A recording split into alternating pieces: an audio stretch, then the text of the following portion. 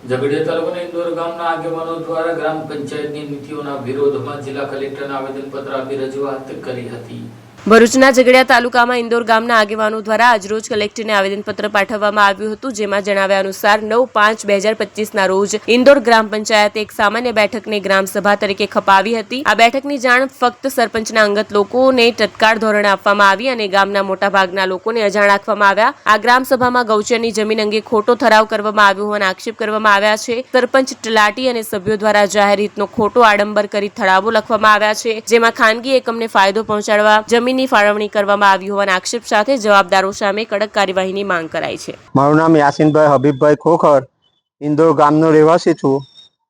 અમારા ગામમાં ગેરકાયદેસર ગામ સભા ભરી આ લોકોએ ખોટી સહીઓ ગામ લોકોની કરાવીને ખોટા ઠરાવો પંચાયતથી આપેલા છે, એને રદ કરવા બાબત અમે ગોચરની માંગણી પશુવાળાને લઈને આવેલા છે।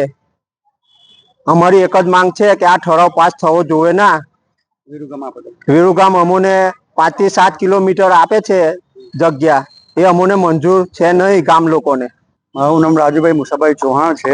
હું ઇન્દોરનો વતની છું। અમારા ઇન્દોર મતલબ 9/5ના લોકોએ 9/5ના દિવસે એ લોકોએ ખોટી ગામ સભા ભરી ખોટા ઠરાવો પાસ કર્યા છે, એ રદ કરવા માટે અમે આવેદનપત્ર આવેલા છે। 288 નંબરની ગોચરની જમીન નીમ કરી વિરુગામ અમોને આપે છે। પશુઓ વિરુગામ ચરવા કઈ રીતે જશે? અને સહીઓ કરાવેલી છે એ બી ખોટી સહીઓ કરાવેલી છે, અમુક જાતે સહીઓ કરાવેલી છે। સહીઓવાળાને બી વિશ્વાસમાં લીધા નથી, બીજી વાતો કરીને સહીઓ કરાવેલી છે। કાગળ પર કોરા કાગળ પર ફરીને સહીઓ કરાવેલી છે। એ 5-7 જણ ભેગા કરી અને પંચાયત ઓફિસે બી સભા નથી ભરેલી, ગામના ખૂણા પર ભેગા થઈને આ લોકોએ મતલબ ષડયંત્ર રચેલું છે।